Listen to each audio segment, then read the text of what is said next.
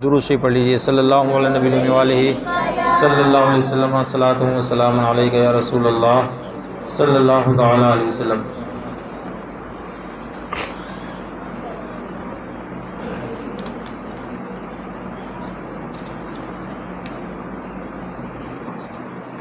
یہ مسائل کا ذکر ہونے جا رہا ہے، اس کو غور سے سماعت فرمائیں۔ اگلے درس میں کھانے کے ساتھ پانی پینے کا بیان ہوا تھا کہ کھانا کا سنت طریقہ کیا ہے اور پانی پینے کا سنت طریقہ کیا ہے۔ تو پانی بیٹھ کر پینا چاہیے۔ کیسے پینا چاہیے پانی؟ کھڑے کھڑے پانی پینا چاہیے؟ نہیں پینا چاہیے۔ کھانا بیٹھ کر کھانا چاہیے۔ پانی کھڑے کھڑے آواز سے بولی نہیں کھانا چاہیے، ٹھیک ہے۔ حدیث شریف میں فرمایا کہ اگر کسی کو معلوم ہو جائے کہ کھڑے ہو کر کے کھانا یا کھڑے ہو کر کے پانی پیا اور اس کا گناہ کیا ہے، تو وہ اپنے انگلیوں کو حلق میں ڈال کر کے کہہ کر دے گا۔ سمجھ میں آیا؟ تو کھڑے کھڑے نہ تو کھانا چاہیے نہ تو پانی پینا چاہیے۔ جیسے بہت سارے لوگ دیکھو ہوٹل میں پہنچ جاتے ہیں آج کل، تو کوئی نہیں بیٹھتا ہے۔ یہ مسلمانوں کی شان نہیں ہے۔ مسلمانوں کو یہ ہونا چاہیے کہ انہیں ہر حال میں اپنے آقا رسول پاک صلی اللہ علیہ وسلم کی سیرت کو اپنانا چاہیے، اپنے نبی کی سنت پہ عمل کرنا چاہیے۔ سمجھ رہے ہیں؟ پانی بسم اللہ کہہ کر داہنے ہاتھ سے پیے۔ کس ہاتھ سے پانی پینا چاہیے؟ سیدھے ہاتھ سے۔ کس ہاتھ سے پانی پئیں گے؟ ہاں، یہاں داہنا الٹے کو بولتے ہیں نا، اردو میں داہنا سیدھے کو بولتے ہیں۔ تو گلاس کے ساتھ میں ہونا چاہیے، پھر سیدھے ہاتھ میں ہونا چاہیے۔ اور کیا پڑھنا ہے آپ کو پانی پینے سے پہلے؟ آواز سے بولو۔ کیا پڑھیں گے؟ پڑھتے ہیں آپ لوگ کہ نہیں پڑھتے ہیں؟ آپ لوگ پڑھتے ہیں کہ نہیں پڑھتے ہیں بھائی؟ پڑھا کرو بیٹا۔ کیا پڑھو گے؟ ہاں، بسم اللہ الرحمن الرحیم پڑھیں۔ اور گلاس یا برتن کے ساتھ میں لیں گے آپ سیدھے ہاتھ میں، اور 3 سانس میں پیے۔ کتنے سانس میں پییں گے؟ یہ نہیں کہ اب پانی منہ سے لگائے اور شروع کر دیے، تو جب تک کہ ہمت بھر پی نہیں دیں گے، جب تک کہ گلاس یا ڈبے کو باہر نہیں کریں گے، یہ طریقہ غلط ہے۔ آپ جب پانی پئیں گے تو کتنے سانس میں پانی پینا ہے؟ 3 سانس میں پینا ہے، اور ہر مرتبہ برتن کو منہ سے ہٹا کر سانس لیں۔ جیسے پانی پہلی مرتبہ پی لیے اور برتن کو ہٹا دیجیے۔ یہ ہو گیا پہلی مرتبہ، ٹھیک ہے۔ اور پھر اس کے بعد اگر آپ پھر آپ دوسری سانس لیں تو پھر برتن کو ہٹا دیں منہ سے۔ تیسری مرتبہ آپ پی لیں اور برتن کو ہٹا دیں، یعنی ہر مرتبہ آپ کو برتن سے منہ کو ہٹا دینا، ٹھیک ہے۔ پہلی اور دوسری مرتبہ ایک ایک گھونٹ پیے اور تیسری سانس میں جتنا چاہے پی لے۔ اس طرح پینے سے پیاس بجھ جاتی ہے، اور پانی کو چوس کر پیے۔ پانی کو تو کیسے چوسو گے پانی کو؟ فرماتے کہ غٹ غٹ بڑے بڑے گھونٹ نہ پیے۔ جیسے لوگ پیتے ہیں تو اٹھا کر کے یعنی فوراً پورا پانی گلاس میں ختم ہو جاتا ہے، منہ کے کنارے کے اتنی تیزی کے ساتھ پیتے ہیں کہ پورا پانی فوراً ختم ہو، ایک ہی ساتھ میں پورا پی لیتے ہیں۔ اور کچھ لوگ تو باٹل دیکھو منہ سے ڈالتے ہیں پانی، کیسے ڈالتے ہیں؟ اوپر منہ کھولے اور اوپر سے ڈال رہے ہیں پوری باٹل۔ ویسے نہیں، گلاس کو اپنے ہونٹ سے لگائیں کہ جو اوپر کے ہونٹ پہ ہے نا، یہ گلاس کے پانی میں ڈوبنا نہیں چاہیے۔ اور اس کے بعد میں جب پانی منہ کے قریب جائے تو آپ اس کو چوسیں زبان سے اپنے، اور پھر اس کو اندر لے کر کے جائیں۔ تو فرماتے ہیں کہ یہ پانی ایسا ہوگا جو آپ کی پیاس کو بجھا دے گا۔ کبھی ایسا ہوتا ہے کہ آپ نے پانی پیا اور ایسا محسوس ہوتا ہے کہ ابھی تو پیاس ہی لگی ہوئی ہے۔ اس کی وجہ کیا رہتی ہے؟ سنت کے مطابق پانی نہ پینا۔ جب سنت کے مطابق پانی نہیں پئیں گے تو ایسا آپ کو محسوس ہوگا کہ پیاس ہماری ختم ہی نہیں ہوئی۔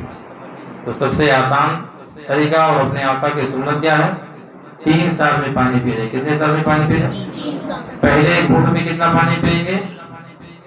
پہلی مرتبہ پہلی سانس میں 1 گھونٹ، پھر دوسری سانس میں 1 گھونٹ، پھر تیسری سانس میں آپ جتنا چاہیں پی لیں۔ اس طریقے سے پئیں گے تو آپ کی پیاس بجھ جائے گی۔ تو سننا طریقہ معلوم ہے پانی پینے کا؟ آواز سے بولو. تو اب پانی کیسے پئیں گے؟ آواز سے بولیے. 3 سانس میں. کھڑے ہو کر پئیں گے کہ بیٹھ کر پئیں گے؟ پانی پینے سے پہلے کیا پڑھیں گے؟ اور جب پانی پیئیں گے تو کیا پڑھیں گے؟ الحمدللہ رب العالمین. کیا پڑھیں گے؟ پانی جب پیئیں گے تو کیا پڑھیں گے؟ آواز سے بولو. ہاں، اس لیے کہ یہ اللہ اپنے رب کا شکر ادا کرنا ہے. کیا کرنا ہے؟ جب ہم کوئی کام کریں تو اللہ کا نام لے کر کریں، اور جب ختم کریں تو اللہ کا شکر ادا کریں، الحمدللہ کہیں. کیا کہیں؟ اور یہ آسان ہے، بسم اللہ الرحمن الرحیم کہنا اور آخر میں الحمدللہ کہنا بالکل آسان ہے. سب لوگ کہہ سکتے ہیں کہ نہیں کہہ سکتے ہیں؟ کہہ سکتے ہیں. فرماتے ہیں کہ جب پانی پی چکے تو الحمدللہ کہے. اس زمانہ میں بعض لوگ بائیں ہاتھ میں کٹورا یا گلاس لے کر پانی پیتے ہیں. کون سے ہاتھ میں؟ الٹے ہاتھ میں. کون سے ہاتھ میں؟ الٹے ہاتھ میں لیتے ہیں. آپ نے دیکھا کہ نہیں دیکھا کبھی لوگوں کو؟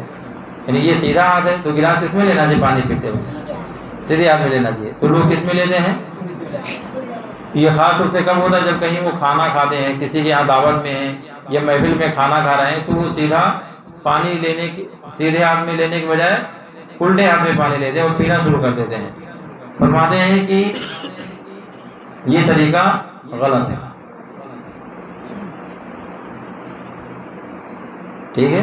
اور کچھ لوگ کیا سمجھتے ہیں کہ میں تو کھانا کھا رہا ہوں، اب داہنے ہاتھ میں ہمارے سب کھانا لگا ہوا ہے، اب اگر ہم داہنے ہاتھ سے کھائیں گے تو بھی لوگ دیکھیں گے تو کیا کہیں گے؟ سب گھن محسوس کریں گے کہ دیکھو اس کو پانی پینے کا ڈھنگ نہیں معلوم ہے.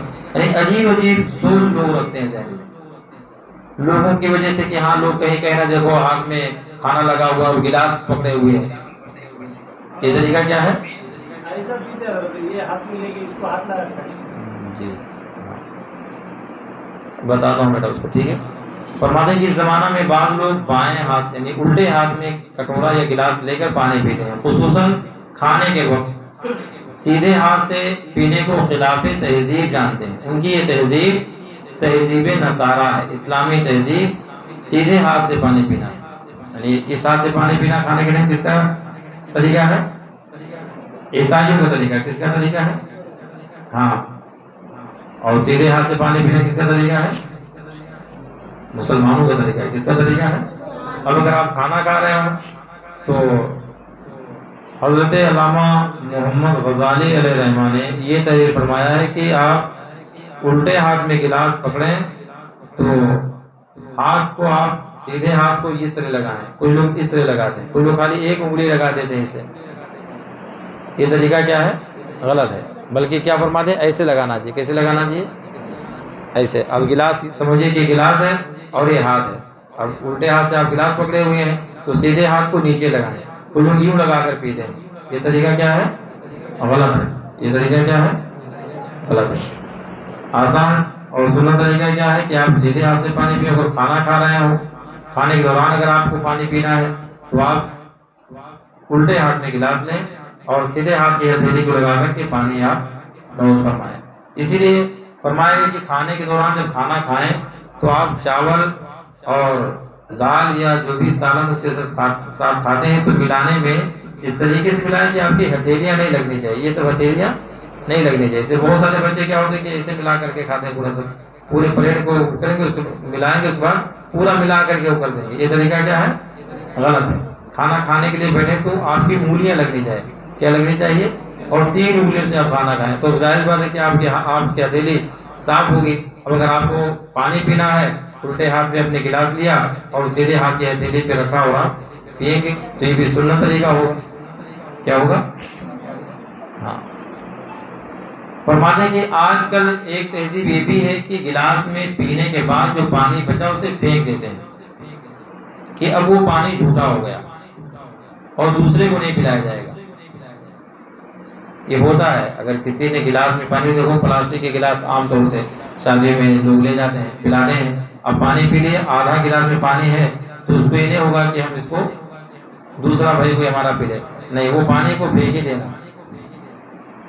تو یہ طریقہ کیا ہے؟ آواز سے بولی. غلط ہے. فرماتے ہیں کہ یہ ہندوؤں سے سیکھا ہے. کس سے سیکھا ہے؟ مسلمانوں میں یہ نہیں. فرماتے ہیں اسلام میں چھوت چھات نہیں ہے. اسلام میں پوچھا مطلب کہ اس کا جوٹا اگر میں پی لوں گا تو پتہ نہیں اس کو کوئی بیماری مجھے نہ لگ جائے. ایسا لوگ سوچتے ہیں کہ بھئی اس کا جوٹا ہے، اس کو کوئی بیماری ہے، اگر میں اس کو پی لوں گا تو اس کی بیماری مجھے لگ جائے گی. یہ مذہب اسلام میں نہیں ہے. کسی کی بیماری کسی مسلمان کو نہیں لگتی ہے. سمجھ میں آیا؟ فرماتے ہیں کہ مسلمان کے جوٹے سے بچنے کے کوئی معنی نہیں، اور اس سبب سے پانی کو پھینکنا اسراف ہے. پانی کو پھینکنا کیا ہے؟ اسراف کا مطلب کیا ہے؟ فضول خرچی ہے. کیا ہے؟ اور فضول خرچی جائز نہیں ہے. اللہ تعالیٰ فرماتا ہے ان المبذرین کانوا اخوان الشیاطین، کہ فضول خرچی کرنے والے شیطان کے بھائی ہیں. فضول خرچی کرنے والے کیا ہیں؟ آواز سے بولو.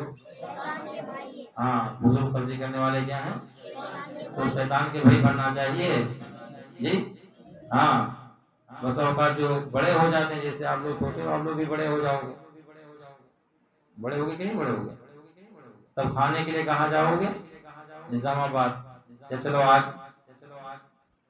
کیا نام ہے پٹھنی چلیں گے. نہیں، بڑے اپنے گھر کو چھوڑ کر تب دوسروں جگہ. بھائی ٹھیک ہے، اب راستے میں جا رہا ہوں، کہیں کھا لیا تو الگ بات ہے. آپ گھر سے اپنے کھانے کے اتنے اہتمام کے لیے کہ آپ اپنے شہر کو چھوڑ کر اتنی دور جائیں، وہی کھانا لا کے گھر پہ آپ بنوا لیجیے. میں تو سمجھتا ہوں کہ یہ بھی کہیں نہ کہیں تو اسلام یا فضول خرچی میں آئے گا. جتنی دور جائیں گے، پیٹرول، آپ کا وقت، پھر وہاں بیٹھنا، یہ پورا سب آپ کا بیکار جاتا ہے. میری نظر میں اس کی کوئی حیثیت نہیں. آپ کو کھانا ہو وہ کھانا خریدیے، اپنے گھر پہ بنوائیے، آپ کے گھر والے بھی ساتھ مل کر کے کھائیں. یہ کیا ہوتا ہے کہ آپ جائیں باہر کھا کے آئیں اور یہاں گھر والے بیچاری کسی کی بچی تو وہ جب سنے کہ ہاں ہمارے شوہر گئے تھے آج باہر کھانا کھانے کے لیے، اچھا تو مجھے بتائیے کہ اس کے دل میں کوئی تڑپ ہوتی ہوگی کہ نہیں ہوتی ہوگی؟ ہوگی کہ نہیں ہوگی؟ نہیں ہوتی ہے، بلا شبہ ہوتی ہے. اور یہ تکلیف کا باعث ہے. اس لیے ایسا، ہاں کہیں گئے ہو، آپ سفر میں ہو یا جانا ہو 2-3 کلومیٹر ہو تو ایک الگ چیز ہے، ورنہ قصدن اپنے یہاں سے پھر اتنے شہر کو جانا، پھر وہاں اس طریقے سے اہتمام، تو میرے سمجھ سے وہ باہر ہے. اللہ پاک خیر توفیق عطا فرمائے. آپ لوگوں کو اس لیے کہتا ہوں کہ اسراف نہیں کرنا ہے. فضول خرچی یعنی ضرورت سے زیادہ خرچ کرنا یہ شریعت میں جائز نہیں. اگر کرو گے تو اللہ پاک کے یہاں پائی پائی کا حساب آپ کو دینا. ہر قطرے کا. یہ پانی ہے، پانی کا ایک قطرہ اگر آپ نے بلا ضرورت پھینک دیا تو کیا حکم ہے اس کا؟ بہت سخت گناہ ہوگا. اللہ پاک کے یہاں آپ کو اس کا حساب دینا ہوگا. اس لیے اگر پانی بچے تو الحمدللہ علماء بیان فرماتے ہیں کہ جیسے گلاس میں پانی پیے، اب نہیں پینے کے لائق ہے تو کسی جھاڑ میں ڈال دو. کیا نیت سے؟ اس نیت سے کہ اس کو میں سیراب کروں گا تو اللہ تعالیٰ مجھے اجر عطا فرمائے گا. جیسے ہوتا ہے نا گھر کے قریب میں کوئی جھاڑ لگے رہتے کہ نہیں لگے رہتے، تو پھول بوٹے لگے رہتے، وہاں ڈال دو اس کو جا کر تو اللہ پاک آپ کو اس کا ثواب عطا فرمائے گا. مشق کے دہانے میں منہ لگا کر پانی پینا مکروہ ہے. جیسے جو بڑے بڑے ہوتے نا برتن، تو اس میں کبھی کبھار چھوٹی سی نلکی لگی رہتی ہے، اس کو ٹوٹی بولتے ہیں، تو اس سے منہ لگا کر کے پانی نہ پیے، بہتر نہیں ہے. فرماتے ہیں کہ کیا معلوم کہ کوئی مضر یعنی کوئی نقصان پہنچانے والی چیز اس کے حلق میں چلی جائے. ٹھیک ہے. اسی طرح لوٹے کی ٹوٹی سے پانی پینا کیا ہے؟ نہ چاہیے. اس لیے کہ اس میں بھی جب ٹوٹی سے پانی پیے گا تو پتہ نہیں کیا اس میں اس کے اندر ہو، اس کے حلق میں چلا جائے. اور کوئی بھی چیز ہو، برتن ہو، اگر آپ کو پانی پینا ہے تو اس کو دیکھ کر کے، کیوں نہیں کہ کوئی لا کر کے دے دیا تو چلو نہیں، دیکھ لو ایک مرتبہ اپنے یہاں سے کہ ہاں یہ آپ کے پینے کے لائق ہے جی نہیں. اور ایسے اگر عادت بنی رہتی ہے کہ کوئی بھی لا کر دے دیا کیسے بھی تو پی لے، تو کبھی کبھار کیڑے مکوڑے بھی پی لیتے ہیں. ایک آدمی اسے تھا رمضان شریف میں روزے رکھتا تھا، اس کے بعد میں جا کر دریا میں نہاتا تھا. کہاں نہاتا تھا؟ دریا میں. اور دریا میں جب نہاتا ڈبکی جب مارتا تو اسی میں پانی پی لیتا تھا، قصدن پیتا تھا. اور باہر آتا تو لوگوں کو پتہ نہ چل سکے کہ یہ روزہ ہے پانی پیتا ہے. ایک مرتبہ اتفاق سے کیا پی رہا تھا اور ایک مچھلی جو کانٹے دار ہوتی اس کی دونوں طرف کانٹے ہوتے بڑے ہوئے، پی رہا تھا اور جا کر کے حلق میں مچھلی جا کر کے پھنس گئی اور اس کی حالت خراب. کتنی بڑی مصیبت اس پر آئی.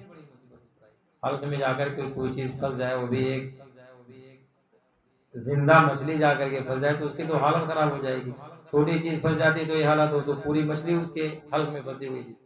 تو یہ سب نہیں کرنا چاہیے، ایسی چیزیں نہیں کرنا چاہیے اور اپنے رب سے ڈرنا چاہیے. سبیل کا پانی، سبیل کا پانی جانتے ہیں آپ لوگ؟ سبیل کسے کہتے ہیں؟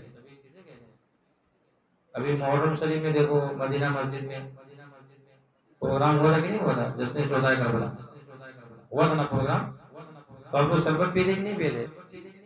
کتنے لوگ پیتے؟ جو چھوٹے ہوئے بچے ہیں کتنے لوگ پیتے؟ تو خالی 2 ہی بچے پیتے کیا؟ تو اتنا بڑا شربت تو پورا ختم ہو گیا کیا؟ جی اسی شربت کو بولتے ہیں سبیل. جو شربت پیتے کہ نہیں پیتے اس کو کیا بولتے ہیں؟ امام حسین کی سبیل بولتے ہیں. اس کو کیا بولتے ہیں؟ ہاں. تو فرماتے ہیں کہ سبیل کا پانی مالدار شخص بھی پی سکتا ہے مگر وہاں سے پانی کو کوئی شخص گھر نہیں لے جا سکتا کیونکہ وہاں پینے کے لیے پانی رکھا گیا ہے نہ کہ گھر لے جانے کے لیے. ہاں اگر سبیل لگانے والے کی طرف سے اس کی اجازت ہو تو لے جا سکتے ہیں. ٹھیک ہے. جاڑوں میں اکثر جگہ مسجد کے سقایا میں پانی گرم کیا جاتا ہے. ایک برتن ہوتا تھا بڑا سا جس میں پانی گرم کرتے تھے جب بہت ٹھنڈی جب پڑتی. اب تو سب گیزر چل گئے ہیں. پہلے زمانے میں اس کا رواج نہیں تھا تو مسجدوں میں بڑے بڑے برتن رکھے جاتے تھے اور پانی اس میں گرم کیا جاتا تھا. پھر اس پانی کو دوسرے پانی میں ملا کر کے وضو کرتے تھے لوگ جاڑوں ٹھنڈک کے دنوں میں. فرماتے ہیں کہ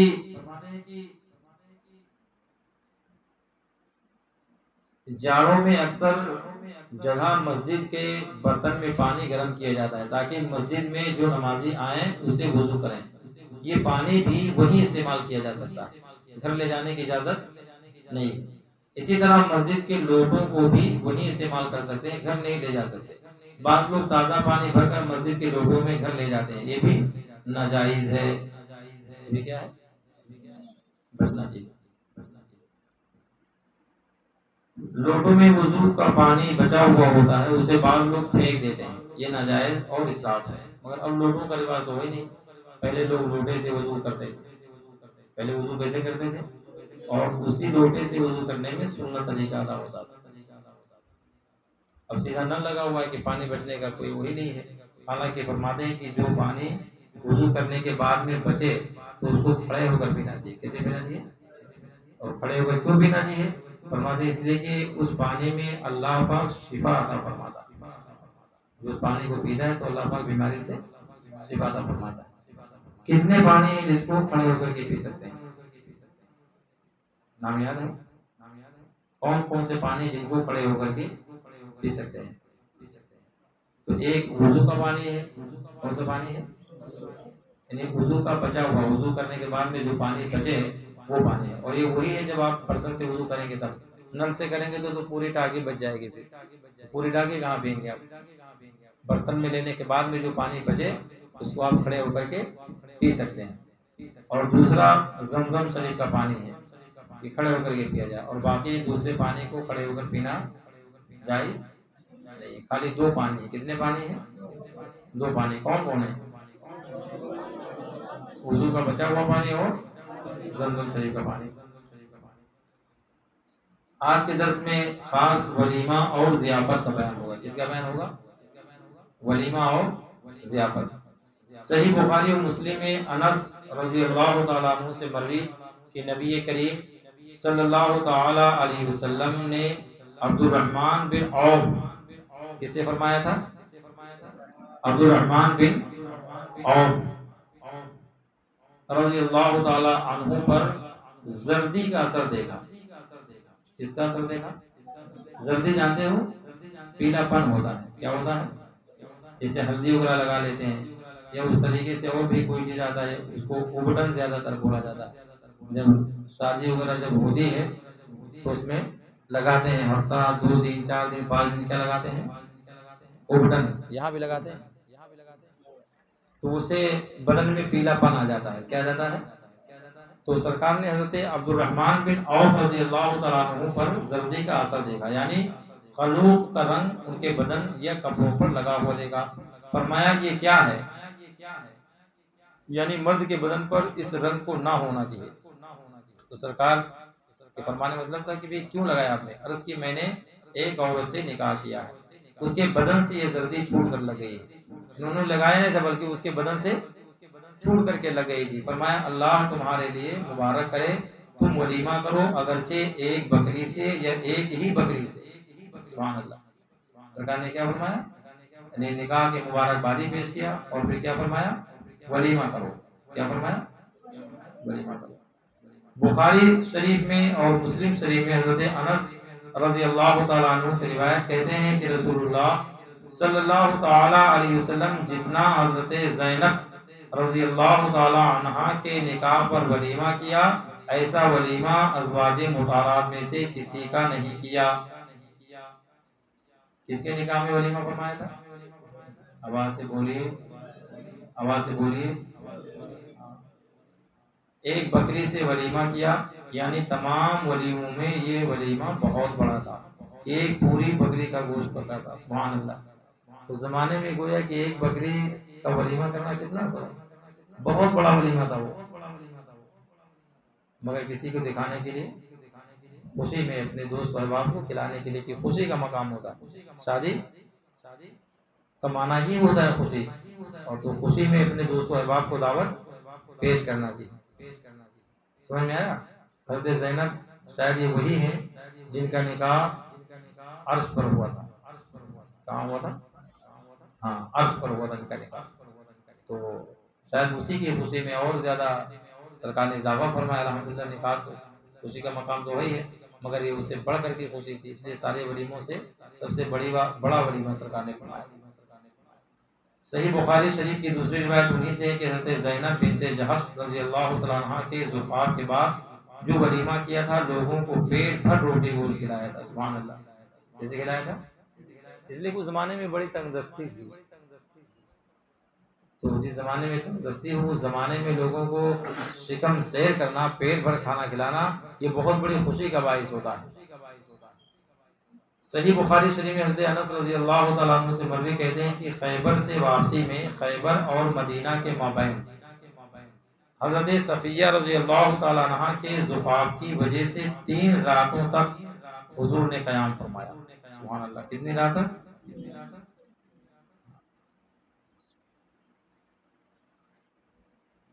فرماتے ہیں کہ میں مسلمانوں کو ولیمہ کی دعوت میں بلا لایا۔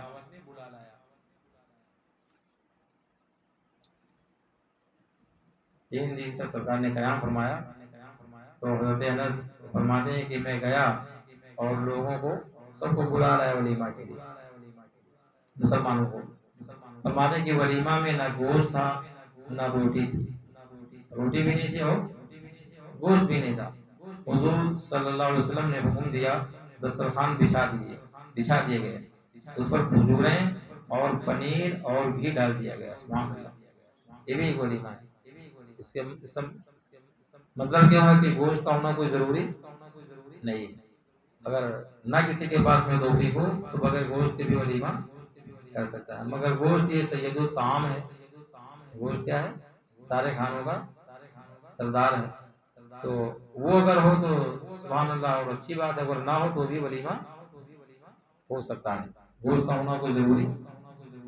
امام احمد اور ترمذی، ابو داؤد، ابن ماجہ کی روایت میں ہے کہ حضرت صفیہ رضی اللہ تعالیٰ عنہ کے ولیمہ میں ستو اور کھجوریں تھیں۔ کیا ہے؟ ستو۔ حضرت عبداللہ ابن عمر رضی اللہ تعالیٰ عنہ سے مروی کہ سرکار نے فرمایا جب کسی شخص کو ولیمہ کی دعوت دی جائے تو اسے آنا چاہیے۔ ولیمہ کی جب دعوت دی جائے تو اسے آنا چاہیے۔ آپ لوگ جاتے کہ نہیں جاتے ہیں؟ ولیمہ میں جاتے کہ نہیں جاتے ہیں؟ دعوت ملے تو جائیں گے کہ بغیر دعوت کے بھی پہنچ جائیں گے؟ جی، دعوت ملے گی تو جائیں گے، دعوت نہیں ملے گی تو؟ کوئی قریب کا دوست ہو تو نہیں جائیں گے نا؟ کیوں نہیں جائیں گے؟ اچھا، دعوت نہیں دی اس لیے نہیں جائیں گے؟ جی، اچھا، یعنی دعوت نہیں دی تو ناراض ہو جائیں گے، کیوں چلے جائے کھانے کے لیے؟ اچھا، اور کوئی اگر ایسا شخص دعوت دے دے جس کی دعوت قبول کرنے کے لائق نہ ہو، تب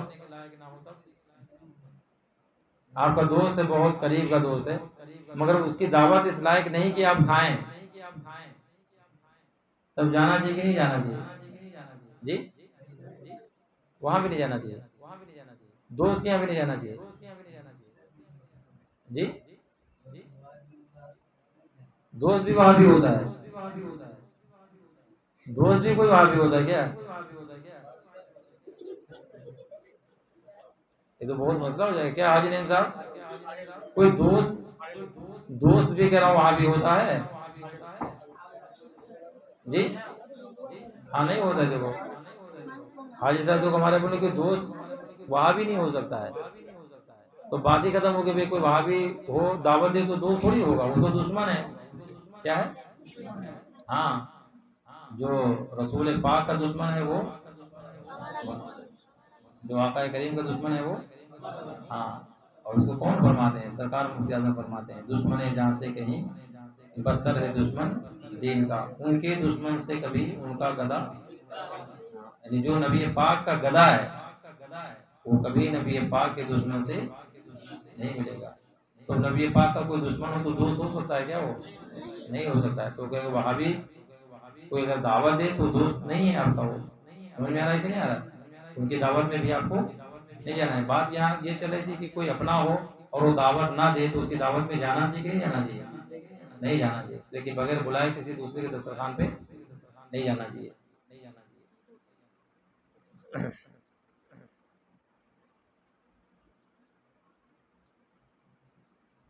مگر دعوت اگر کوئی دے تو قبول کر لینا چاہیے، دعوت قبول کرنے کے بعد میں کھانا کوئی ضروری ہے کہ کھائے تبھی مانی جائے گی کہ دعوت قبول ہوگی؟ دعوت کا معنی ہوتا ہے بلانا، دعوت کا معنی کیا ہوتا ہے؟ اس نے بلایا اور آپ چلے گئے تو بات ختم ہو گئی، دعوت دیا تھا، اس نے بلایا تھا، آپ چلے گئے، بات ختم۔ اب کھانا کھانا یا وہاں پانی پینا یا اور بہت ساری چیز کرنا، تو یہ کیا ہے؟ یہ ضروری ہے؟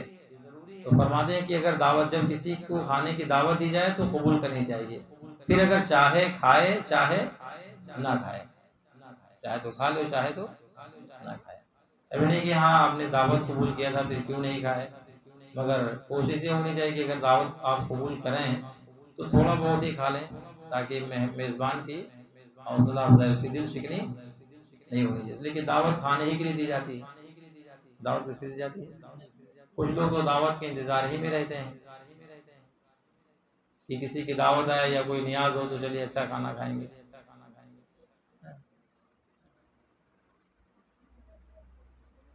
فرماتے ہیں کہ حضور علیہ السلام نے فرمایا برا کھانا ولیمہ کا کھانا ہے۔ اللہ کیا فرمایا؟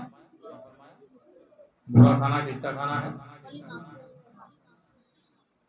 ابھی فرمایا کہ ولیمہ کرنا چاہیے، فرماتے ہیں برا کھانا ولیمہ کا کھانا ہے نا؟ کیا حاجی نعیم صاحب کو سن رہے ہیں کہ نہیں سن رہے ہیں؟ فرما رہے حضرت کی ولیمہ کھانا برا کھانا ہے۔ اس سے پہلے سرکار نے فرمایا کہ ولیمہ کرو، نکاح کرو تو ولیمہ کرو، نکاح کرنا چاہیے تو ولیمہ کرنا چاہیے، دوست و احباب کو کھانا کھلانا چاہیے، اور یہاں فرماتے ہیں درود شریف پڑھ لیجیے، درود شریف پڑھ لیجیے سب لوگ، اللہم صلی علی سیدنا مولانا محمد معدن جزو الکرم علیہ بارک وسلم، صلاۃ و سلام علیک رسول اللہ صلی اللہ علیہ وسلم۔ تو کیا بیان ہو رہا تھا؟ رہنے دو بیٹا۔ برا کھانا کون سا کھانا ہے؟ ہاں تو کون سا ولیمہ ہے وہ کون سا ولیمہ ہے جس کا کھانا برا کھانا ہے؟ تو یہ جاننا ضروری کہ نہیں ضروری ہے؟ فرماتے ہیں کہ برا کھانا ولیمہ کا کھانا ہے جس میں مالدار لوگ بلائے جاتے ہیں، جس میں اور فقیر لوگ چھوڑ دیے جاتے ہیں۔ اللہ، یعنی جو فقیر سے مراد وہ نہیں بھائی صحیح برادری کے غریب لوگ، فقیر سے مراد کون ہے؟ غریب لوگ، کہ غریب لوگوں کو چھوڑ دیا جاتا ہو اور مالداروں کو دعوت دے کر کے کھانا کھلایا جاتا ہو۔ فرماتے ہیں کہ وہ ولیمہ کا کھانا کیا ہے؟ برا کھانا ہے۔ جی کون سا ولیمہ؟ جس میں مالداروں کو بلایا جائے اور غریبوں کو، میں نے تو سنا کہ کچھ ایسی بھی شادیاں ہوتی ہیں یا دعوتیں ہوتی ہیں جس میں مالدار لوگ کھانا کھاتے ہیں اور کوئی غریب اگر چلا جائے تو اس کو بھگا دیتے ہیں، نکال دیتے ہیں اس کو کھانے سے۔ اللہ جی، میں نے سنا ہے یہ، اور یہ بہت غلط طریقہ ہے۔ یہ کیا ہے؟ ہاں، غلط طریقہ ہے سرکار۔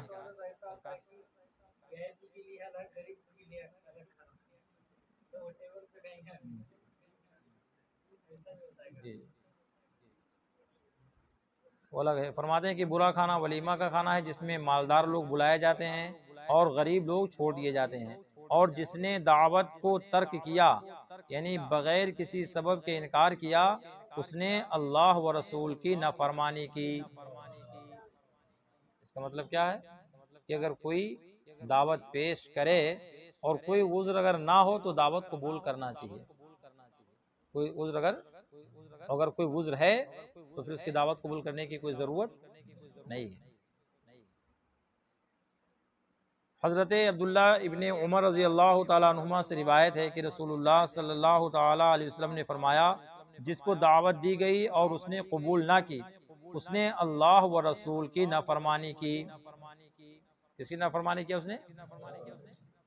اور جو بغیر بلائے گیا وہ چور ہو کر کے گھسا اور غارت گری کر کے نکلا۔ اللہ، جس کو بلایا نہیں گیا تھا وہ پہنچ گیا کھانے کے لیے تو فرماتے چور ہے وہ، اور جو وہاں کھایا وہ گویا کہ ڈاکہ ڈال کر کے، جیسے لوگ ڈاکہ ڈال کر کے لوگ مال ہڑپ کر لیتے ہیں، تو بھی تو مال ہی تو لینا، بھائی بلایا نہیں تھا تو کیا ہوا، چوری سے گئے اور اس کا مال لے کر کے پیٹ میں لے کر کے پہنچ گئے۔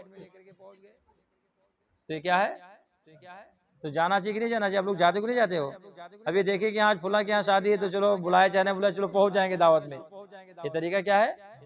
غلط ہے، نہیں جانا چاہیے۔ اگر کوئی دعوت کے لیے نہ بلائے تو اس کی دعوت میں نہیں جانا چاہیے۔ رسول پاک صلی اللہ علیہ وسلم نے فرمایا، شادیوں میں پہلے دن کا کھانا حق ہے یعنی ثابت ہے، اسے کرنا ہی چاہیے، اور دوسرے دن کا کھانا سنت ہے، اور تیسرے دن کا کھانا سمعہ یعنی سنانے اور شہرت کے لیے ہے۔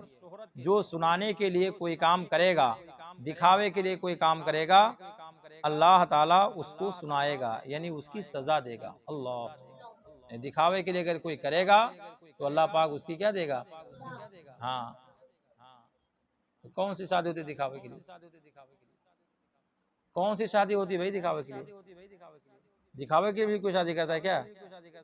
جی بولو جی، دکھاوے کے لیے بھی کچھ لوگ شادی کرتے ہیں۔ کیسے کرتے ہیں جی؟ ہاں، پیسہ زیادہ خرچ کرنا۔ پھر اب جیسے مان لیجئے نائے گاؤں میں جیسے اویلیبل ہے کہ شادی خانہ ہے تو جا کر کے ناندیڑ میں کرنا، یا ہمارے جیسے نائے گاؤں کا بچہ بھی ہے، نائے گاؤں کی بچی بھی ہے، یا کرنا یہی چاہتے ہیں تو چلو بھائی نظام آباد میں جا کر کے کریں گے۔ تو وہاں جا کر کے کرنے کا مطلب کیا ہوگا یہ جی؟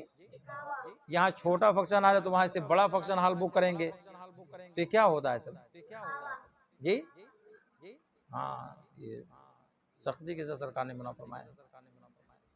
حضرت اکرمہ سے روایت ہے کہ ایسے دو شخص جو مقابلہ اور تفاخر کے طور پر دعوت کریں، کس کے طور پر دعوت کریں؟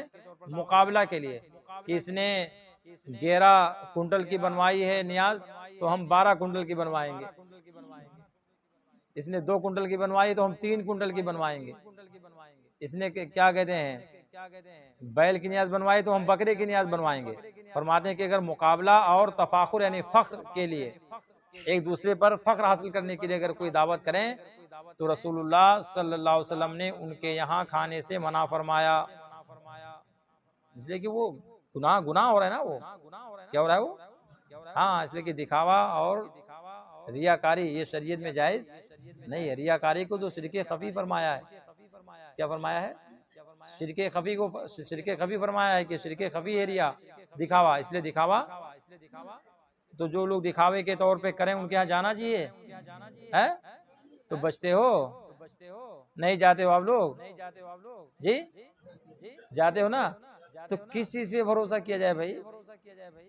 ایک طرف سنتے بھی ہیں، ایک طرف چھوڑتے بھی نہیں ہیں۔ آپ ہی لوگ کہتے ہو کہ ہاں دکھاوے کے لوگ کرتے ہیں، دکھاوے کے لوگ کرتے ہیں، اور پھر اسی دکھاوے میں آپ جاتے بھی ہو تو کیسے ہوگا بھائی؟ یہ عمل ہونا چاہیے کہ نہیں ہونا چاہیے؟ جی عمل ہونا چاہیے کہ نہیں ہونا چاہیے؟ کہ محتاج رہتے ہیں آپ لوگ گوشت کھانے کے، اللہ پاک نے نہیں دیا آپ کو، کیا تبدیلی کب آئے گی؟ شریعت کے پاس داری میں، شریعت پر عمل کرنے میں تبدیلی کب پیدا ہوگی؟ یہ سوچیں گے کہ میرا دوست ہے ناراض ہو جائے گا، ہے نا، میرے خاندان کا ہے ناراض ہو جائے گا، وہ تو میرا سگا ہے ناراض ہو جائے گا، آپ اس کی ناراضگی دیکھو گے یا آپ شریعت کی عملداری دیکھو گے؟ جی شریعت کے پاس داری میں کوئی ناراض ہو تو ناراض ہونے دو، مگر شریعت پر آنچ نہیں آنے چاہیے، شریعت پہ آنچ نہیں آنا چاہیے۔ اور دیکھو اس میں سرکار نے سختی کے ساتھ منع فرما دیا ہے۔ فرماتے ہیں کہ سرکار نے فرمایا جب دو شخص دعوت دینے بیک وقت آئیں، دو آدمی دعوت دینے کے لیے آئے تو کس کی دعوت قبول کرنا چاہیے؟ دعوت، ہاں فرماتے ہیں کہ دعوت دینے کے لیے دو شخص ایک ہی وقت میں آ جائیں تو جس کا دروازہ تمہارے دروازے سے قریب ہو اس کی دعوت قبول کرو۔ کیا فرماتے ہیں؟ جس کا دروازہ تمہارے دروازے سے قریب ہو اس کی دعوت قبول کرو، اور اگر ایک پہلے آیا تو جو پہلے آیا اس کی قبول کرو۔ ایک ساتھ ہی میں دونوں داخل ہوئے تو وہاں حکم یہ ہے کہ اب تمہارے گھر سے جس کا گھر نزدیک ہو اس کی دعوت قبول کرو۔ کیوں؟ پڑوس کا لحاظ کرتے، کس کا لحاظ کرتے ہوئے؟ کس کا لحاظ کرتے ہوئے؟ پڑوس کا بہت بڑا حق ہے، پڑوس کا، ہاں، یا اس کو بولتے ہیں حق شفا، شریعت میں اس کو کیا بولتے ہیں؟ اگر اس مکان کے بغل میں کوئی زمین خالی ہے اور وہ بک رہی ہے، یا یہ مکان بنا ہوا ہے اس کے بغل کے مکان، اس کا بغل کا مکان بک رہا ہے، تو اب جو مکان کے قریب ہیں سب سے پہلے شریعت نے حق انہیں دیا ہے کہ وہ خریدیں۔ وہاں دو گھر چھوڑ کر کے تیسرے گھر میں دوسرے محلے کا رہنے والا یا دوسرے گاؤں کے رہنے والے کو اس مکان کو خریدنے کی اجازت شریعت نے نہیں دی۔ کب تک؟ جب تک کہ بغل والے اس کو نہ خریدیں۔ اب اگر بغل والے کسی وجہ سے نہیں خرید رہے ہیں تو دوسرے کو اس مکان کو خریدنے کی اجازت ہے۔ اس کو کیا بولتے ہیں؟ حق شفعہ بولتے ہیں۔ کیا بولتے ہیں؟ حق۔ یہاں بھی جو حکم فرمائے کہ دو آدمی ایک ساتھ میں داخل ہوں آپ کے پاس دعوت دینے کے لیے، تو فرماتے کہ جس کا گھر سب سے قریب ہو آپ سے، آپ کے گھر سے جس کا گھر نزدیک ہو اس کی دعوت کو قبول کرنا چاہیے۔ کیوں؟ پڑوس کا لحاظ کرتے ہوئے کہ وہ آپ کو، آپ کا پڑوسی ہے۔ صحیح بخاری اور مسلم میں حضرت ابو مسعود رضی اللہ تعالیٰ عنہ سے مروی کے ایک انصاری جن کی کنیت ابو شعیب تھی، انہوں نے اپنے غلام سے کہا کہ اتنا کھانا پکاؤ جو 5 شخصوں کے لیے کفایت کرے، میں نبی کریم صلی اللہ علیہ وسلم کی ماں 4 اصحاب کے دعوت کروں گا، یعنی سرکار کے ساتھ میں 4 صحابہ کو، اور باقی نہیں، تو اتنا انتظام کرو کھانے کے لیے۔ فرماتے ہیں کہ تھوڑا سا کھانا تیار کیا اور حضور صلی اللہ علیہ وسلم کو بلانے آئے۔ ایک شخص حضور صلی اللہ علیہ وسلم کے ساتھ ہو لیے۔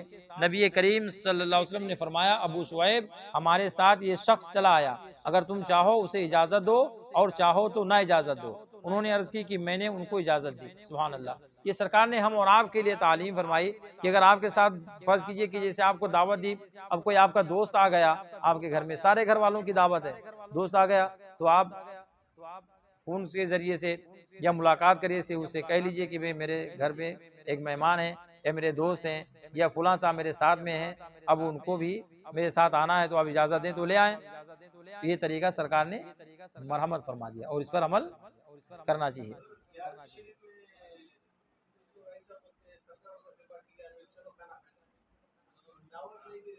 نہیں، دعوت رہی تھی اس میں تو دعوت دی جاتی نا۔ اگر عام دعوت ہے جیسے مسجدوں میں اعلان ہو جاتا ہے، جیسے مسجدوں میں، اب اگر عام دعوت ہے تو کوئی بھی جا کر کھا سکتا ہے۔ دعوت عام اگر جیسے مسجدوں میں اعلان ہو جاتا ہے کہ بھئی گرامی شریف ہے، سب کو عام دعوت ہے۔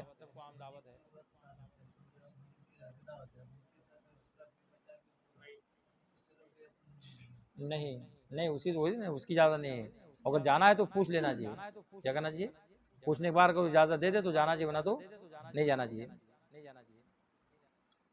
فرماتے یعنی اگر کسی کی دعوت ہو اور اس کے ساتھ کوئی دوسرا شخص بغیر بلائے چلا آئے تو ظاہر کر دے کہ میں نہیں لایا ہوں، اور صاحب خانہ کو اختیار ہے اسے کھانے کی اجازت دے یا نہ دے، کیونکہ ظاہر نہ کرے گا تو صاحب خانہ کو یہ ناگوار ہوگا کہ اپنے ساتھ دوسروں کو کیوں لایا۔ اس لیے ظاہر کر دے، ٹھیک ہے۔ دیکھو ایک بڑا اہم مسئلہ حدیث پاک کی روشنی میں، حضرت عمران بن حسین رضی اللہ تعالیٰ عنہ سے روایت کی کہ رسول اللہ صلی اللہ تعالیٰ علیہ وسلم نے فاسقوں کی دعوت قبول کرنے سے منع فرمایا۔ اللہ، کس کی دعوت؟ کس کی دعوت؟ ہاں، فاسق لوگوں کی دعوت قبول کرنے سے منع فرما دیا ہے۔ تو باز آنا چاہیے کہ نہیں باز آنا چاہیے؟ جی، باز آنا چاہیے کہ نہیں باز آنا چاہیے؟ اور جس کا فسق بالکل کھلا ہوا ہو، کھلم کھلا جو فاسق ہو، فاسق مولن ہو۔ ایک فاسق وہ ہوتا ہے جو فاسق مولن نہیں ہوتا ہے، یا فاسق مولن ہوتا ہے مگر اتنا بڑا مجرم نہیں ہوتا ہے شریعت کے نظر میں، اور ایک وہ ہوتا ہے جو فاسق کے ساتھ میں مولن بھی ہوتا ہے اور مولن کے ساتھ میں بڑا جفاکار بھی ہوتا ہے، بہت بڑا سیاکار بھی ہوتا ہے، کہ جس کا خالی فسق نہیں، اس کے گناہ کبیرہ بھی بالکل عام ہوتے ہیں۔ تو وہ خالی فاسق نہیں ہوگا، خالی فاسق مولن نہیں ہوگا، وہ تو بھی بہت بڑا سیاکار بھی ہوگا وہ۔ تو ایسوں کے یہاں دعوت، جب فاسق کے یہاں سے سرکار نے فرمایا کہ قبول کرنے سے منع فرمایا ہے، ایسوں کے یہاں دعوت کھانے سے بدرجہ اولا منع ہوگا۔ صحیح بخاری میں ابو ہریرہ رضی اللہ تعالیٰ عنہ سے مروی کہ رسول اللہ صلی اللہ علیہ وسلم نے فرمایا، جو شخص اللہ عز و جل اور قیامت پر ایمان رکھتا ہے وہ مہمان کا اکرام کرے۔ کیا فرماتے ہیں؟ کہ جو اللہ تعالیٰ پر اور قیامت پر ایمان رکھتا ہے وہ مہمان کا اکرام کرے، مہمان کی تعظیم کرے، مہمان کی عزت کرے، مہمان کے آنے پر اسے خوش ہونا چاہیے، اس کے چہرے کی رنگت تبدیل نہیں ہونی چاہیے، اس کا چہرہ بگڑنا نہیں چاہیے کہ پتہ چلے کہ یار میں اس کے گھر میں آ گیا اور میرے آنے کی وجہ سے یہ تکلیف میں ہے، ایسا نہیں ہونا چاہیے۔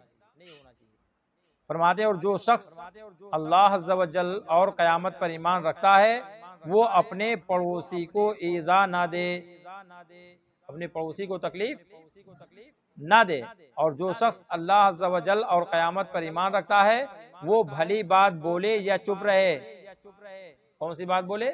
اچھی بولی بولے، اور اگر نہ اچھی بولی بولے تو خاموش رہے، اس لیے کہ اچھی بولی بولے گا تو ثواب اللہ پاک عطا فرمائے گا، اور اگر اچھی بولی نہیں بولے گا، غلط اگر کوئی بری بولی بولے گا تو اس پر گناہ تو ہوگا ہی ہوگا، اور جس کو بولا اگر اس نے اس کی بولی پہ عمل کر لیا تو وہ عمل کرنے والا بھی گنہگار، اور اس کے عمل کا گناہ اس بلوانے والے پر بھی پڑے گا، بولنے والے پر بھی پڑے گا، اس لیے بات رہنا چاہیے۔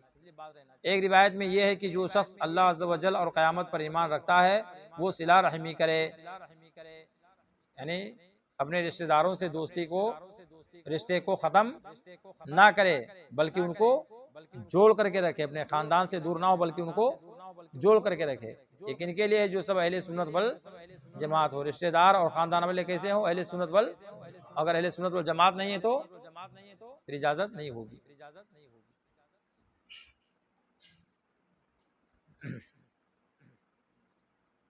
اب مہمانی کتنے دن کی ہونی چاہیے؟ مہمانی یہ نہیں کہ چلو اب پہنچ گئے سسرال میں تو جب تک کہ سسرال والے جھگڑا لڑائی کر کے باہر نہ کریں گے جب تک کہ نہیں جائیں گے،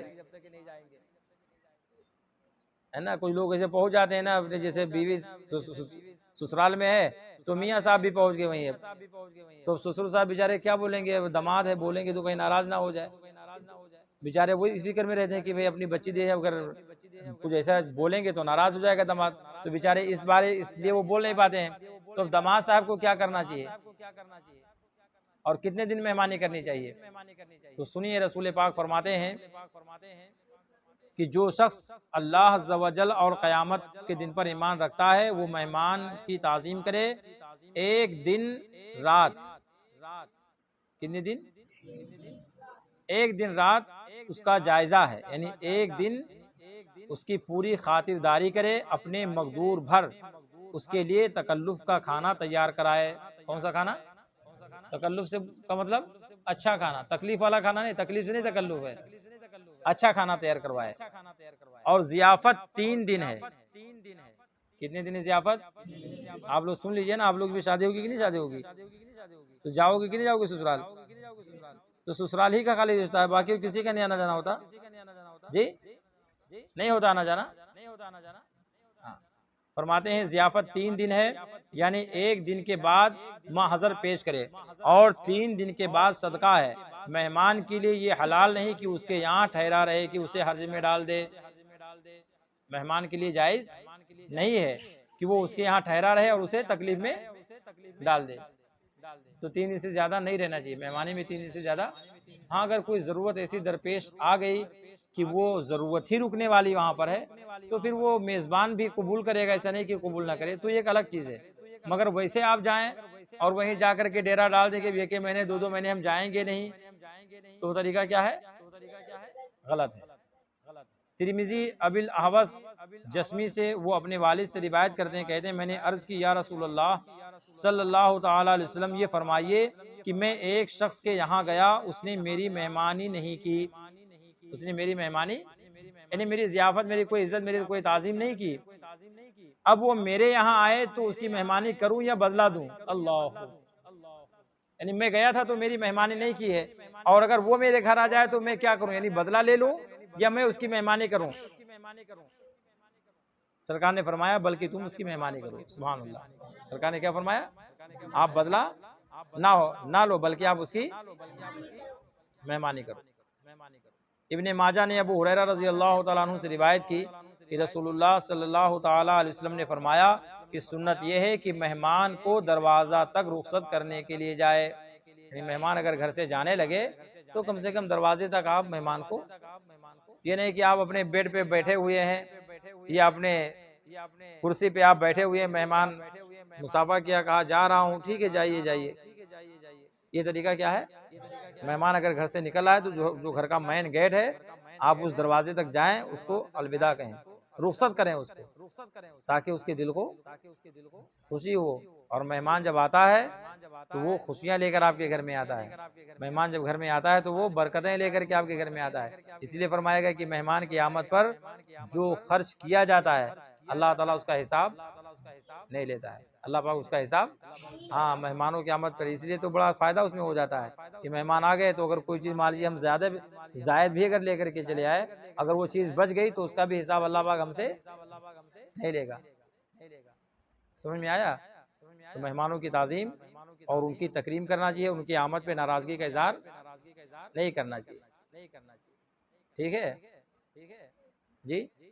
ایک صاحب کے ہاں دعوت میں ایک صاحب پہنچے تو ان کی بیوی بڑی عجیب و غریب تھی، بہت تیز ترار تھی، کبھی مہمانوں کی کوئی تعظیم نہیں، اور جیسے کوئی مہمان آ جاتا تو پھلا کر کے منہ کو بالکل وہ بیٹھ جاتی تھی۔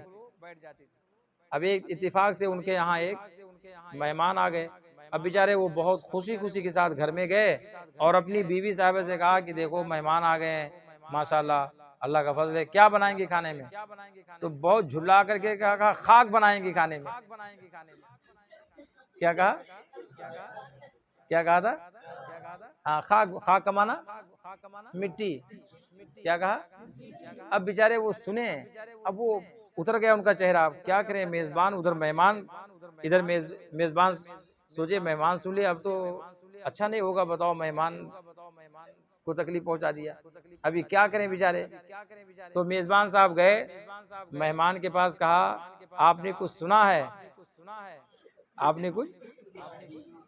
تو انہوں نے کہا نہیں میں نے کچھ نہیں، وہ سنے تھے مگر انہوں نے نظر انداز کر دیا کہ اگر میں کہوں گا سنا تو بیچارے بھی تکلیف ہوں گے۔ کہا نہیں میں نے کچھ نہیں سنا ہے۔ کہ اچھا آپ نے نہیں سنا ہے؟ کہا میں نے نہیں سنا۔ کہا معلوم ہے آپ کو، جب میں نے اپنی بیوی سے کہا کہ آج میرے گھر مہمان آئے ہیں تو میری بیوی نے کہا کہ آج میں خاک بناؤں گی۔ کیا کہا؟ تو میزبان نے کہا آپ کو معلوم ہے خاک؟ تو کہا کہ ہاں ٹھیک ہے۔ کہا خاک کا الٹا ہوتا ہے کاخ۔ خاک کا الٹا کیا ہوتا ہے؟ آواز سے بولو، کاخ۔ اور کاخ کا معنی ہوتا ہے محل۔ کاخ کا معنی کیا ہوتا ہے؟ اور محل کا الٹا ہوتا ہے لحم۔ محل کا الٹا کیا ہوتا ہے؟ اور لحم کا معنی ہوتا ہے گوشت۔ تو آج میری بیوی نے کہا کہ گوشت بنائیں گے مہمان کے لیے، یعنی اپنی بیوی کی بیچاری اتنی بچت کرتے تھے وہ کہ وہ گھما پھرا کر کے مہمان کو، یعنی اور مہمان صاحب بھی ہوشیار تھے، کوئی چھوٹے موٹے تھے، وہ جانتے تھے، مگر ان کی تعویل سن کر کے وہ بھی رنجیدہ نہ ہوئے، چلو ٹھیک ہے کم سے کم تعویل کر دیا کہ ہاں آج میری بیوی صاحبہ آپ کے لیے گوشت بنائیں گی۔ تو کبھی کبھار ایسا ہوتا ہے کہ مرد حضرات مہمان نواز ہوتے ہیں اور عورتیں بڑی عجیب و غریب ہوتی ہیں، تو یہ انہیں سکھانا چاہیے کہ مہمان جب آتا ہے تو اپنا رزق آپ کے گھر میں لے کر کے آتا ہے، اور اس کے ساتھ وہ برکتیں بھی لے کر کے آتا ہے، رزق بھی لے کر کے آتا ہے اور برکتیں بھی لے کر کے آتا ہے۔ تو مہمان کی آمد پہ ناراض نہیں ہونا چاہیے، ٹھیک ہے۔ وآخر دعوانا ان الحمدللہ رب العالمین۔ یہ مہینہ کس کا ہے؟ آواز سے بولو، یہ مہینہ کس کا ہے؟ اعلیٰ حضرت کا مہینہ۔ کس کا مہینہ ہے؟ تو کبھی نام لیا ہوگا آپ لوگوں نے اعلیٰ حضرت کا، آج 8ویں شب لگ گئی ہے، کبھی تذکرہ آپ لوگوں نے کیا ہوگا اعلیٰ حضرت کا، اپنے گھروں میں بولے ہوگے آپ اپنی امی وغیرہ سے کہ ہاں یہ اعلیٰ حضرت کا مہینہ ہے، بولے کبھی؟ جی بولے ہو کبھی ہو؟ تو کب بولو گے؟ جب بڑے ہو جاؤ گے تب بولو گے جی۔ اور گھر والے آپ کی امی اگر نہ جانتی ہوں کہ اعلیٰ حضرت کون ہے تب کیا کہو گے؟ ارے پتہ نہیں کون سا لڑکا چلا آیا ہے، پاگل تو نہیں ہو گیا ہے، نہ جانے کس کا نام گھر میں آ کر کے لیتا ہے، تب کیا کہو گے؟ اگر گھر میں جا کر بتاؤ کہ یہ مہینہ اعلیٰ، بتائیں کہ نہیں بتائیں گے؟ بتاؤ گے گھر میں جا کر کے، کیا بتاؤ گے کہ یہ مہینہ کس کا ہے؟ اب گھر میں اگر پوچھ لیا امی نے کہ کیا بابو یہ کیا کہہ رہے ہو بیٹا، تو کیا بولو گے؟ بھی کیا ہے اعلیٰ حضرت کیا ہے، تو کیا بتاؤ گے؟ بولو آواز سے، کچھ بتاؤ گے کہ نہیں بتاؤ گے ان کو؟ کچھ بتائیں گے آپ لوگ کہ نہیں بتائیں گے؟ اگر گھر والے پوچھے کہ اعلیٰ حضرت کیا ہے تو کیا بتاؤ گے؟ کوئی جواب ہے؟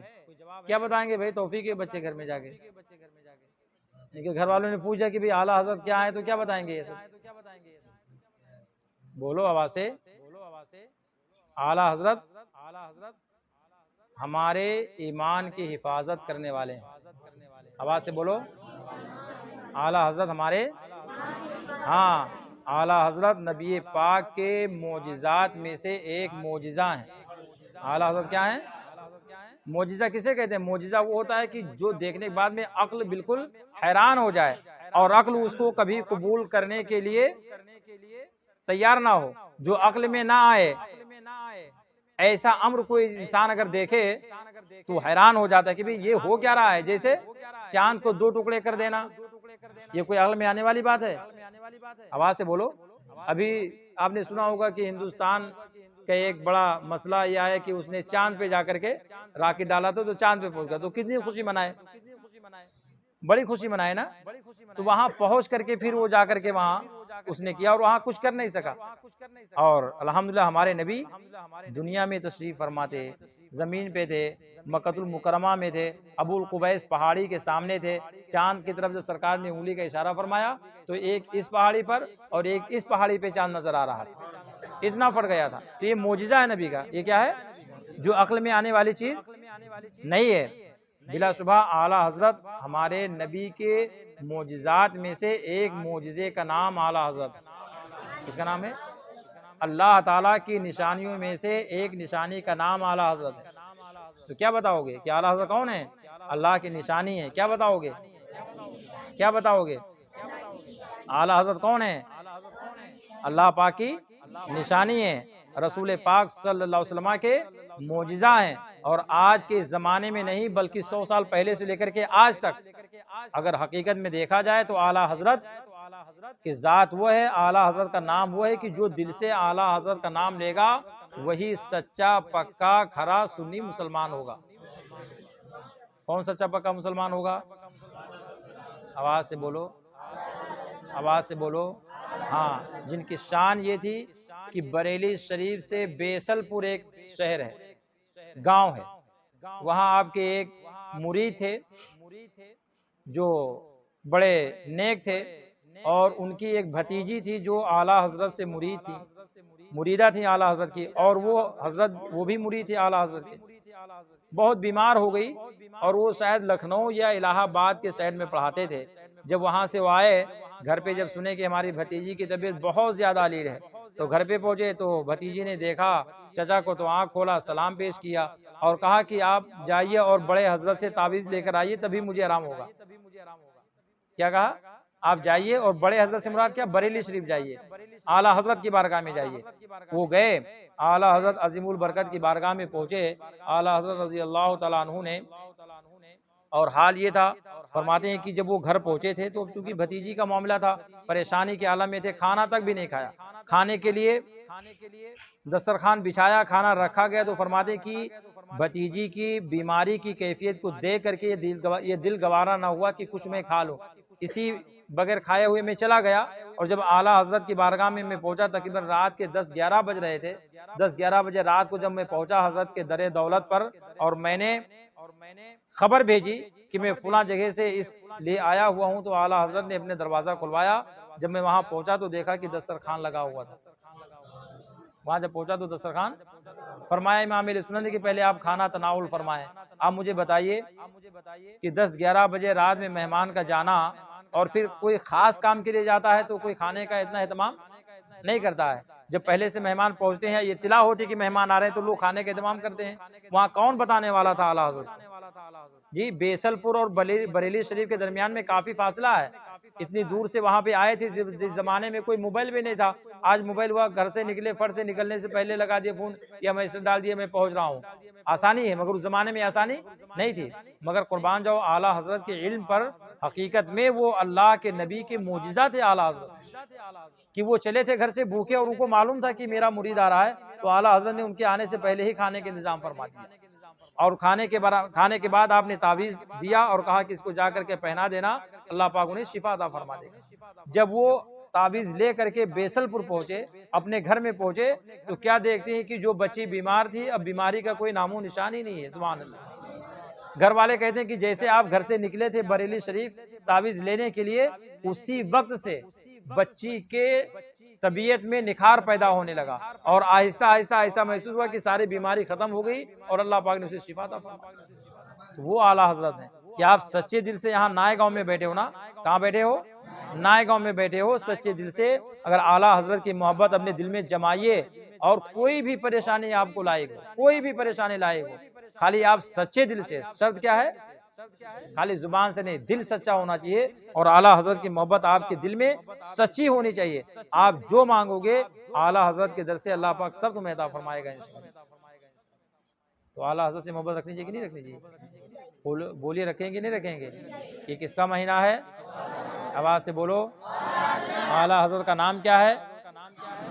آواز سے بولو، آواز سے بولو۔ جو بھی حاجی صاحب نے منقبت پڑھی تھی نا، بجے گا حشر تک ڈنکا، آواز سے بولیے، کیا پڑھی تھی منقبت آپ نے؟ آواز سے بولو، آواز ہی نہیں آ رہی۔ بجے گا حشر تک ڈنکا، تو کم سے کم اپنے محلے ہی میں بجاؤ کہ بجے گا حشر تک ڈنکا امام احمد رضا کا۔ جہاں جانا چاہیے تو اعلیٰ حضرت کا، امام احمد رضا کا ذکر ہونا چاہیے، اٹھتے بیٹھتے چلتے پھرتے پورے مہینے میں کم سے کم، تاکہ معلوم ہو جانا چاہیے لوگوں کو کہ کس کا مہینہ ہے، کس کا مہینہ ہے۔ ایک جینتی دیکھو ہونے والے تو پورے نائے گاؤں کو دیکھو پورا لگا دیا، اس کو کیا جھالر بولتے ہیں، کیا بولتے ہیں وہ جی؟ فرارے بولتے، دیکھو پورے فرارے دیکھو لگا دیا۔ اور ہم لوگ اعلیٰ حضرت کے ماننے والے ہیں، تو اپنے دل میں مانو۔ کیسے مانو؟ اس کو لگانے کی ضرورت، دل سے آپ مانو۔ جہاں دوستوں میں بیٹھو تو کس کا ذکر ہونا چاہیے؟ اگر نہیں کوئی زیادہ تو بولو کہ ہاں اعلیٰ حضرت کا نام کیا تھا؟ امام احمد رضا نام تھا۔ کیا نام تھا؟ ہاں بس امام احمد رضا نام بولنے کے بعد میں یہی شعر پڑھا کرو، بجے گا حشر تک ڈنکا، تو یہی تمہارے لیے کافی ہوگا انشاءاللہ۔ اعلیٰ حضرت کا ذکر ہوگا، اور اعلیٰ حضرت کا فیض اللہ پاک عطا فرمائے گا انشاءاللہ۔ واخر دعوانا ان الحمدللہ رب العالمین۔ سلام پڑھ لیجیے۔